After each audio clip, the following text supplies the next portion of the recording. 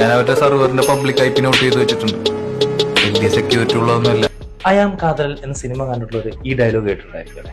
എന്നാൽ ഒരു public IP വെച്ചിട്ട് നമുക്കൊരു സിസ്റ്റം ആക്സസ് ചെയ്യാൻ പറ്റും. എന്നാലേ പറ്റും. ഒരു കമ്പനിയിൽ മാത്രമല്ല പബ്ലിക് അഡ്രസ് ഉള്ളൂ. നമ്മുടെ മോഡത്തുണ്ട്, വീട്ടിലുള്ള മോഡങ്ങളുണ്ട്, അതേപോലെ നമ്മൾ ഉപയോഗിക്കുന്ന ഫോണിലുണ്ട്. അതിൽ ഇന്റർനെറ്റ് പുറത്തേക്ക് കമ്മ്യൂണിക്കേറ്റ് ചെയ്യുന്ന എല്ലാ ഡിവൈസിനും പബ്ലിക് അഡ്രസ് വരുന്നു. അപ്പോൾ അതെങ്ങനെ കണ്ടുപിടിക്കാൻ പറ്റും? നമ്മുടെ ഫോണിലായാലോ അല്ലെങ്കിൽ നമ്മുടെ വൈഫൈ മോഡത്തിന്റെ അണ്ടറിലിരിക്കുന്ന ലാപ്ടോപ്പിലോ സിസ്റ്റത്തിലോ കഴിഞ്ഞാൽ മൈ ഐ പി എന്ന് അടിച്ചു കഴിഞ്ഞാൽ നമുക്ക് ഫസ്റ്റ് കാണുന്ന ലിങ്കിൽ ക്ലിക്ക് ചെയ്യാമെങ്കിൽ നമ്മുടെ പബ്ലിക് അഡ്രസ് അവിടെ കാണാൻ. അപ്പൊ നിങ്ങൾ വിചാരിക്കുന്നുണ്ടാവും ശരിക്കും നമ്മൾ സേഫ് ആണോ?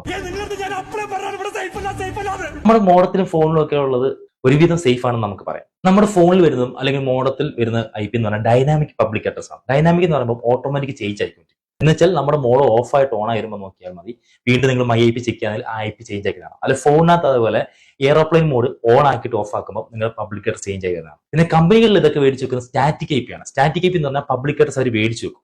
അതുകൊണ്ടാണ് അവർ പല സെക്യൂരിറ്റി ഡിവൈസിൽ അവിടെ യൂസ് ചെയ്യുന്നത്. അപ്പോൾ വൈഫൈ മോഡ് ഇതുവരെ ഓഫ് ആക്കാത്ത നിങ്ങളുടെ ഫ്രണ്ട്സിന് ഈ വീഡിയോ ഇപ്പോൾ തന്നെ ഷെയർ ചെയ്ത് കൊടുക്കുക. അപ്പോൾ ശരി എന്നാ, പിന്നെ കാണാം.